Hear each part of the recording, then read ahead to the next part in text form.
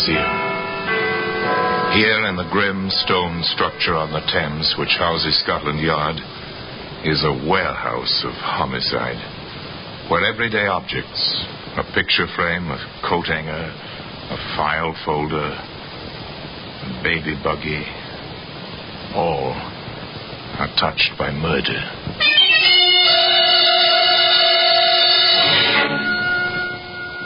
Now here's a hammerhead, made of cast steel, well-shaped, extremely familiar. The front end blunt, solid, designed for driving nails, the clawed prongs at the rear for pulling nails. Very practical, very, very, very familiar. And so very, very, very lethal. Odd one, this, wasn't it, Inspector? Just a little extra patience, a little extra routine work, Cross? That's one way to look at it, sir. I prefer to remember it as the case which began with almost 24 disappearances and wound up with one killer who used a hammer with purpose. Well, today that hammerhead can be seen here in the Black Museum.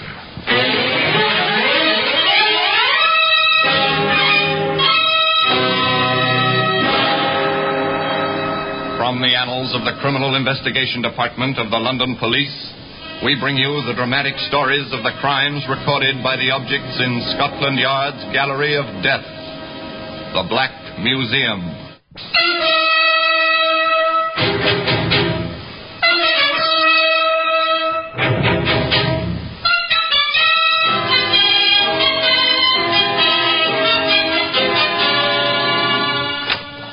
Well, here we are. The Black Museum, Scotland Yard's Museum of Murder. Beyond these walls, the Thames seethes with a commerce which is life to London. Within these walls, where some of the river's dampness exudes from vaulted stone, there is quiet, very sinister quiet, the kind of silence which inevitably surrounds objects touched by horror and fear. Yes, here lies death. Behind glass doors, peaceful, inanimate objects on deal tables. The authorities have provided suitable identification in labels and neatly lettered cards. The motives, actions, and the reasons why these objects rest here now were all provided by murderers. Here's a calendar. It's the usual 12-page printed piece with a picture of a pretty girl to decorate it. The holidays are marked as usual in red. One other day is marked as well. The day and date of a murder. Strangely, that red circle led to capture and conviction, of course, to execution. Here we are. Here's the hammerhead I told you about. It's an efficient tool. It's hammerhead, type used by generations of carpenters, by millions everywhere for work around the house. Hardly a home is without one. And one would expect that a story involving such a tool would begin in somebody's home. On the contrary, this tale begins in the direct antithesis to a home. It begins in a London railroad station. Let me have my bag, will you? Yes, sir.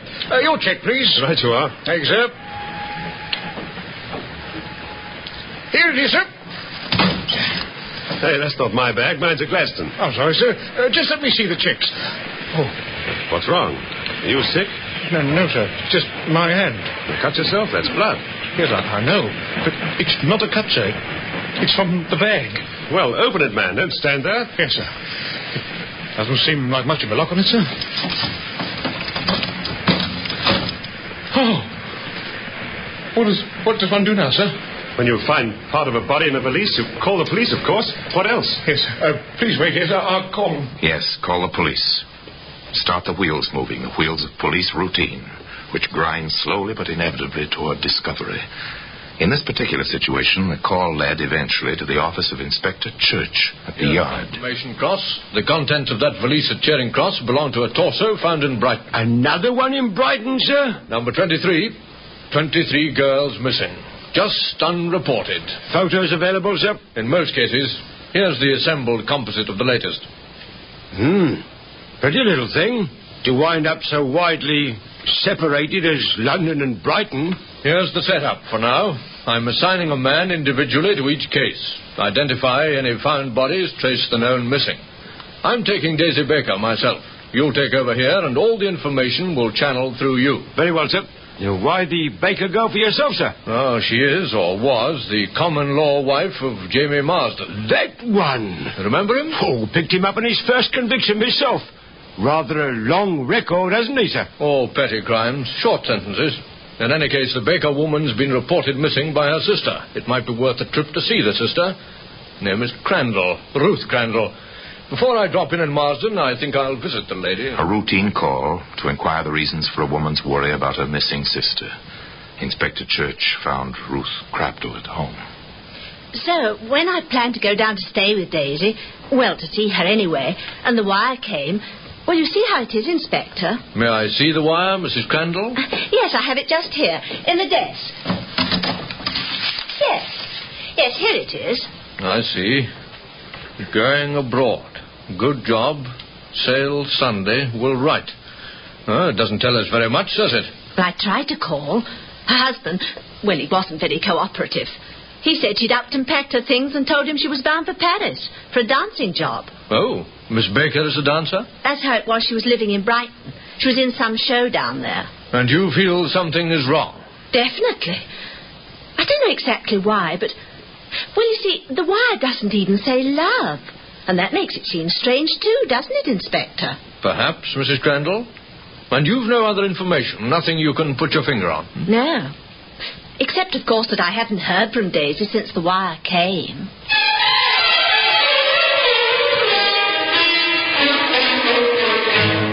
The inspector was puzzled.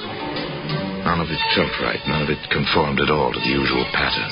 Ruth Crandall had nothing factual to go on, and a woman's instinct is never evidence on which to base an arrest or a conviction. Still, the inspector took the train to Brighton and called on Jamie Marsden at 35 Park Row. Yes? Remember me, Marsden? Copper, ain't you?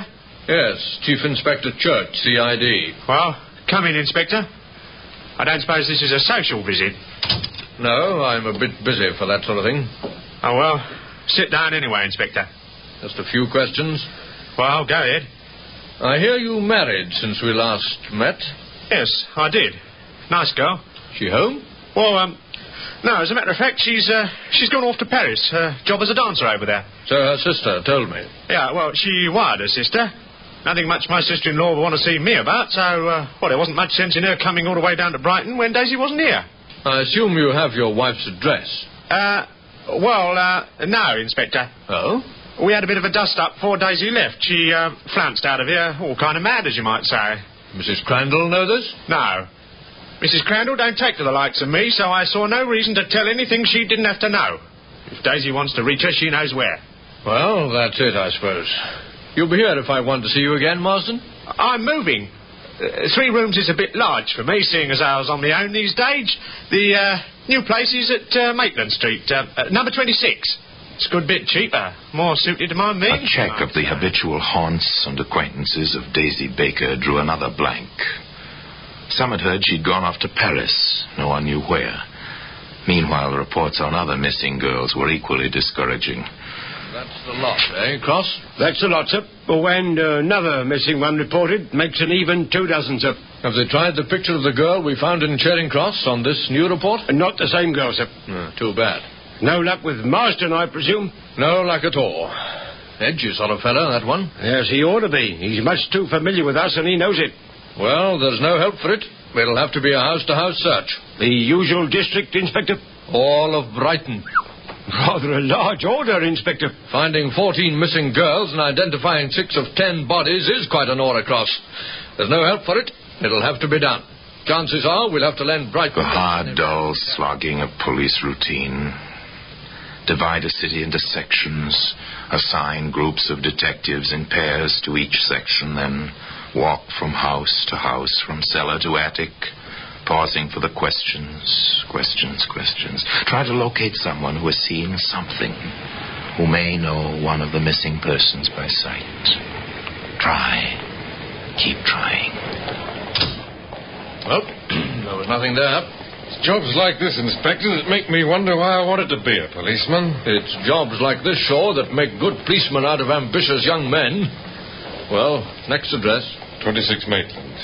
I expect Jamie Marsden won't be looking for me this quickly. Marsden? Who's that? Oh, petty criminal. His wife was reported missing by her sister. Turned out she'd gone off to a job in Paris in a huff. Knock on the door, Shaw, will you? Yes. Sordid kind of story. Even a touch of the dope racket in it. Yes? My credentials.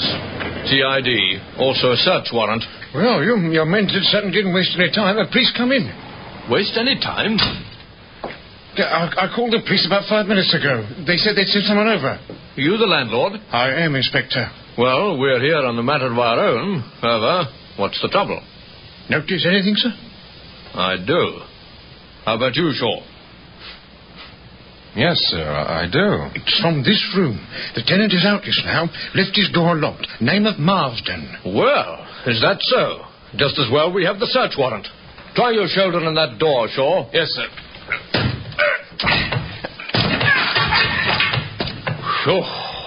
We've never had anything like this before, sir. Well, nothing much here unless it's on the walls. There's a trunk in the closet, sir. Drag it out. Cut those cords. Yes. Good Lord. May I stay outside, Inspector? Yes, of course. No wonder Marsden isn't home. Well, Daisy Baker didn't go to Paris after all. Took quite a beating, didn't she? Looks like a blunt instrument did the job. Call headquarters, Shaw. Pick up order for Jamie Marsden. And today, that Hammerhead can be seen here in the Black Museum. Now back to Theater of the Mind on 104.5 Chum FM.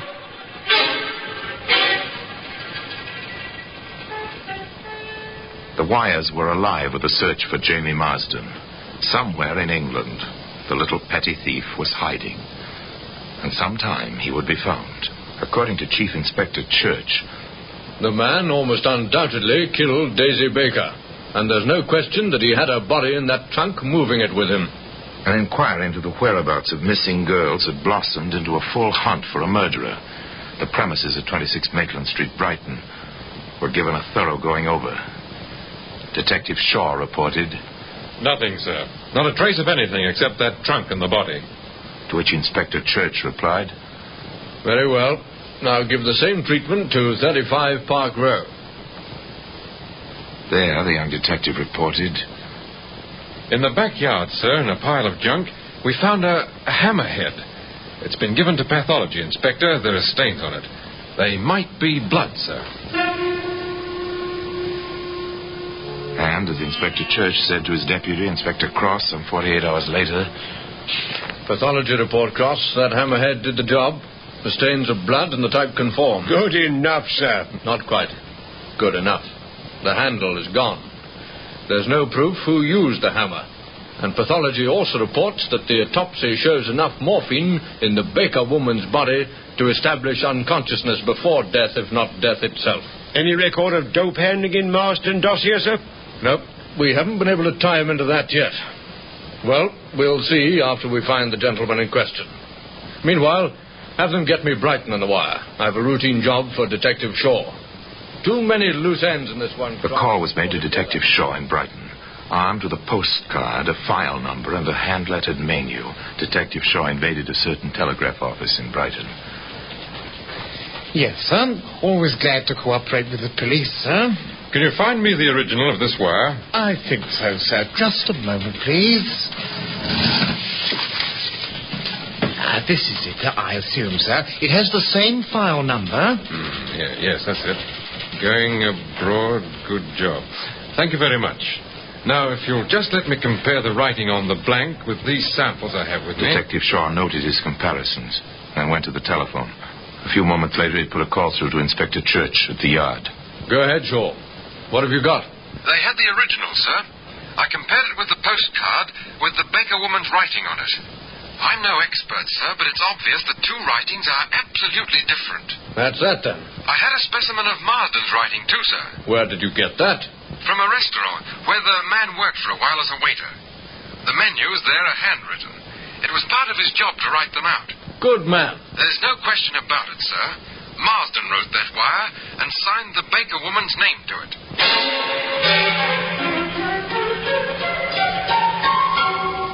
Another link in the chain rapidly forging itself around Jamie Marsden. But still, no Jamie Marsden. Every policeman in England's carrying the man's picture and description, sir. How long is it going to take to bring the picture and the man together? Not too long, Inspector. In fact, within 24 hours.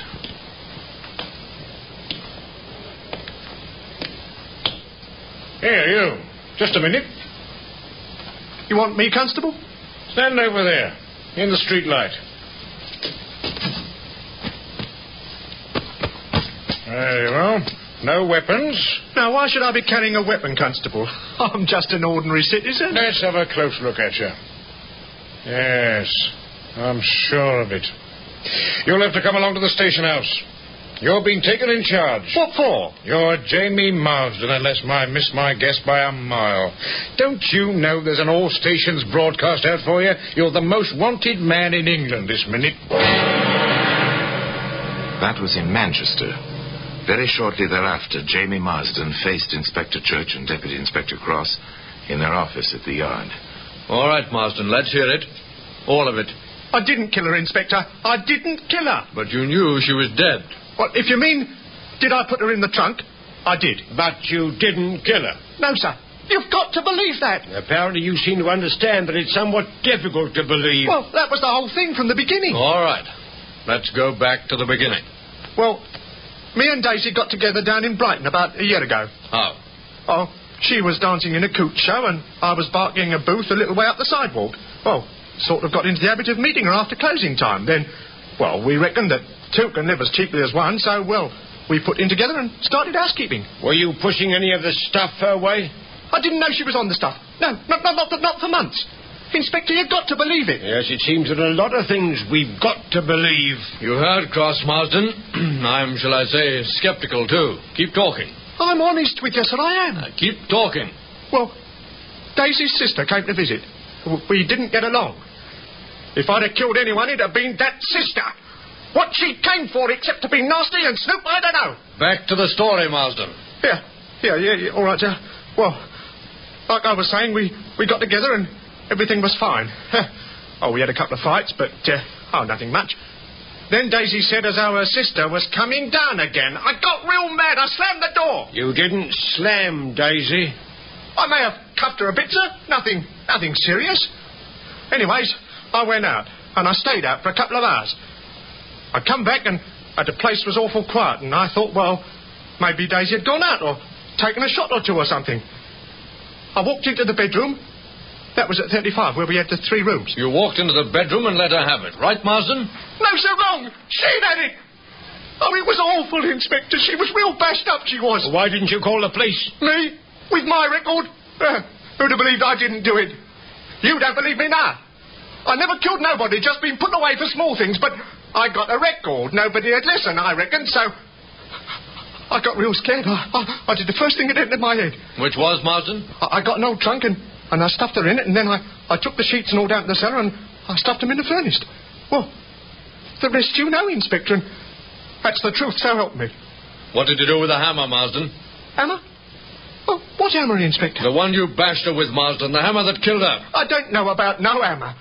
I didn't kill her, nor nobody. I didn't kill her, Inspector, and that's the truth.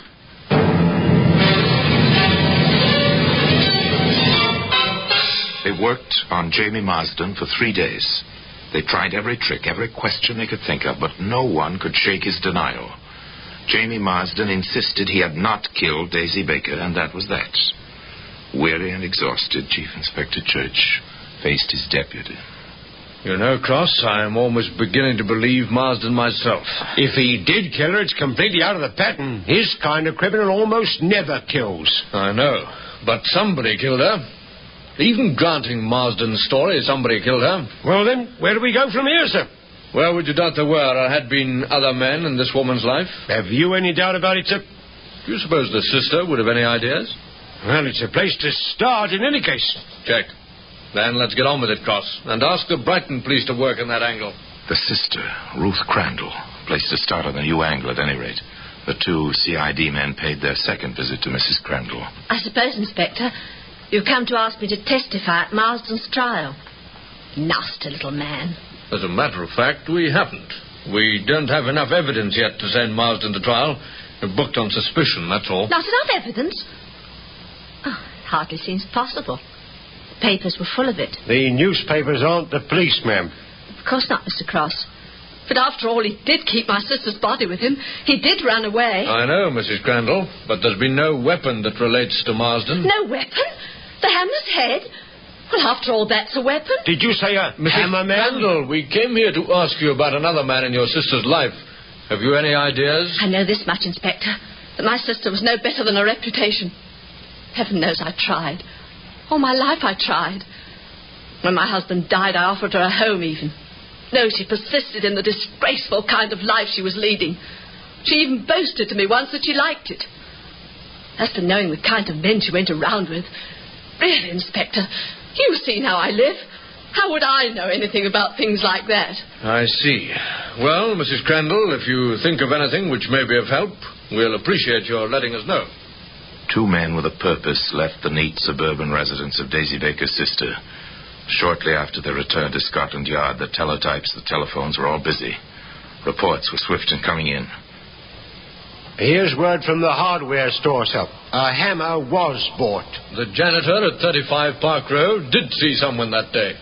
They found a taxi driver in Brighton who remembers. One of the neighbours places the date exactly. Says she remembers the house was empty because her little boy was ill and she wanted to borrow something. Here's the final touch. Local bus driver remembers the trip from out there to the railroad station. The final touch. And once again, 2 men from the CID went visiting. We've traced your movements all that day, Mrs. Crandall. Your neighbour remembers your house was shut up. The bus driver remembers how you asked if you'd reach the station on time. A taxi driver in Brighton remembers taking you to 35 Park Row. The janitor saw you there. And the hardware dealer right round the corner from here has a record of his sale of a hammer. To you. You shouldn't have mentioned that hammer, Mrs. Crandall. We never told the newspapers about finding it in the backyard at Brighton. I was right. She wasn't fit to live.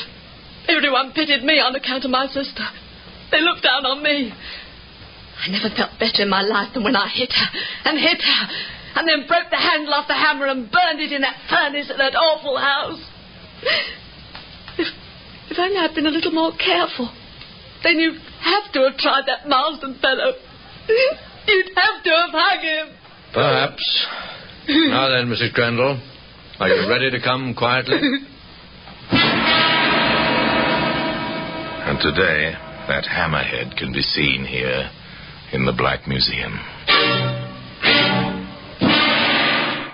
In due course, Henrietta Crandall paid the usual penalty for premeditated homicide. The purchase of the hammer was sufficient evidence of the intent to kill. As for Jamie Marsden, product of the London slums of bad company and evil ways, Jamie went free. But not for long. 6 months had barely passed before Marsden was picked up for possession of a deadly weapon and sentenced to serve 90 days for simple theft. And as for the hammerhead, well, here it is, in its usual place, in the Black Museum. So until next time, till another story about this same place, I remain as always, obediently yours.